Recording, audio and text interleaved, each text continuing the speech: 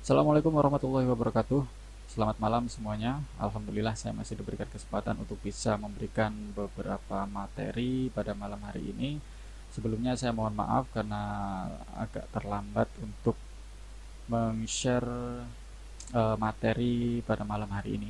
Oke, langsung saja kita masuk ke materi yang akan kita bahas pada malam hari ini. Untuk materinya yaitu tentang karakteristik media belajar berbasis ICT. Nah, di sini sudah saya rangkum ada beberapa poin yang nantinya akan kita bahas. Jadi, karakteristik dalam media pembelajaran berbasis ICT itu sebenarnya luas sekali. Banyak sekali referensi yang bisa kita dapatkan untuk belajar bagaimana cara mengembangkan pembelajaran dengan media ICT dalam proses belajar siswa ataupun mahasiswa itu sangat luas. Nah, di sini ada beberapa poin yaitu tentang bagaimana cara kita untuk mendapatkan atau mengimplementasikan bagaimana cara belajar kita dengan menggunakan ICT. Nah, di sini ada yang namanya pencarian materi. Pencarian materi itu bisa kita dapatkan dari beberapa sumber. Nah, yang paling besar atau yang paling gampang untuk mendapatkan materi itu adalah dari sumber internet. Nah, ini tidak bisa kita pungkiri karena memang sumber internet itu adalah referensi utama kita. Referensi utama kita. Kalau dulu itu kita masih menggunakan media buku yang harus kita dapatkan, entah itu kita membeli atau kita cari di Gramet, sewa atau pinjam teman dan lain sebagainya. Tapi sekarang pencarian materi itu bisa dilakukan di mana saja hanya dengan menggunakan media internet. Nah, poin yang pertama di sini adalah internet TCP/IP atau kalau internet sendiri itu adalah singkatan dari Interconnected Network. Jadi internet itu bisa dibilang sistem jaringan komputer yang saling terhubung secara global dengan menggunakan paket protokol internet atau yang kita kenal dengan TCP/IP. TCP/IP itu singkatan dari Transmission Control Protocol, kemudian Internet Protocol. Nah, karena internet itu adalah jaringan global, maka jaringan global dalam dunia internet itu bisa mencakup ke seluruh perangkat yang ada di seluruh dunia. Nah, itulah kelebihan dari jaringan internet. Kemudian ada super database diakses lewat web. Nah, kalau super database sendiri itu definisinya bisa dibilang kumpulan data yang disimpan secara sistematis di dalam komputer yang dapat diolah atau dimanipulasi menggunakan perangkat lunak dengan menggunakan bantuan software atau program aplikasi dalam menghasilkan sebuah informasi yang nantinya bisa kita ambil dengan mudah. Nah, database itu juga digolongkan menjadi beberapa bagian. Ada sebuah aplikasi database itu yang sederhana dan juga ada yang rumit. Nah, biasanya kalau yang sederhana itu bisa digunakan dalam proses pembelajaran anak sekolah. Bisa menggunakan Microsoft Access, bisa menggunakan Microsoft Excel, atau yang lebih rumit lagi bisa menggunakan MySQL atau Oracle. Nah, biasanya untuk aplikasi yang agak rumit itu digunakan untuk pembuatan website yang punya perusahaan besar. Nah, seperti bank atau seperti perusahaan yang BUMN dan lain sebagainya.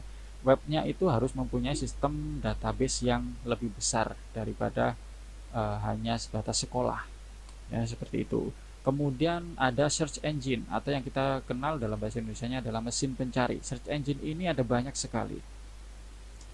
Kalau kita cari yang paling populer, search engine yang paling populer itu adalah Google.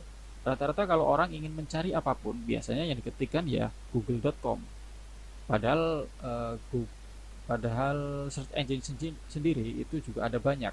Nah, kalau definisi dari search engine itu adalah program komputer tertentu yang khusus difungsikan untuk membantu penggunanya dalam mencari berkas yang tersimpan dalam layanan World Wide Web atau yang kita kenal dengan WWW, biasanya kita sebut seperti itu, dengan sejumlah jaringan komputer server di dalamnya. Nah, Google itu adalah nama sebuah perusahaan, tetapi kalau kita kenalnya yaitu kalau kita ingin mencari sebuah informasi, ujung-ujungnya larinya pasti akan ke Google. Ada juga beberapa aplikasi search engine yang lain, bisa kita gunakan Yahoo, Alta Vista, dan lain sebagainya. Kemudian ada e-commerce. Nah, e-commerce ini adalah yang paling tren pada saat ini, karena e-commerce itu singkatan dari electronic commerce atau penjualan. Nah, e-commerce itu adalah aktivitas jual beli yang dilakukan melalui media elektronik. Meskipun sarananya meliputi televisi atau telepon, kini e-commerce lebih sering terjadi melalui internet. Kalau dulu belum boomingnya internet sampai sekarang ini, sejauh ini, itu e-commerce biasanya ya masuknya ke televisi swasta. Tapi kalau sekarang dia sudah merambah ke dunia internet, bisa melalui YouTube ataupun media-media yang lain. Nah, sekarang banyak sekali aplikasi yang terdapat di Play Store seperti Shopee, Lazada, Bukalapak, OLX, dan lain sebagainya. Itu mereka bisa membuat sebuah aplikasi, kemudian ditaruh di Play Store dan orang bisa mendownload dan bisa berbelanja melalui handphone atau komputernya masing-masing. Nah, itu kelebihannya seperti itu. Kemudian kalau ePay, ePay itu adalah sistem pembayaran yang menggunakan fasilitas internet sebagai sarana prasarana. Nah, ini lebih dimudahkan lagi pada saat kita mau belanja kemudian ingin membayar. Nah, ini bisa menggunakan pembayaran menggunakan fasilitas internet. Kemudian ada e-banking. E-banking itu punyanya bank-bank tertentu, biasanya ada yang BUMN itu biasanya menyediakan e-banking yang juga dikenal dengan istilah internet banking, yaitu kegiatan yang melakukan transaksi pembayaran dan transaksi lainnya melalui internet. Nah, biasanya bank-bank besar yang sudah menyediakan e-banking itu ya sejak bank-bank BUMN. Kalau bank-bank lokal atau bank-bank apa koperasi itu kayaknya belum belum menyediakan pelayanan seperti ini. Kemudian ada e-business. Kalau e-business, bisnis ya, kalau bisa dibilang bahasa Indonesianya bisnis, itu dapat diterjemahkan sebagai kegiatan bisnis yang dilakukan secara otomatis. Oke, itu dulu materi yang bisa saya sampaikan. Untuk tugasnya nanti akan saya share di WA. Kalian nanti bisa lihat di WA. Sementara ini cukup dulu untuk materi kali ini. Oke, terima kasih. Assalamualaikum warahmatullahi wabarakatuh.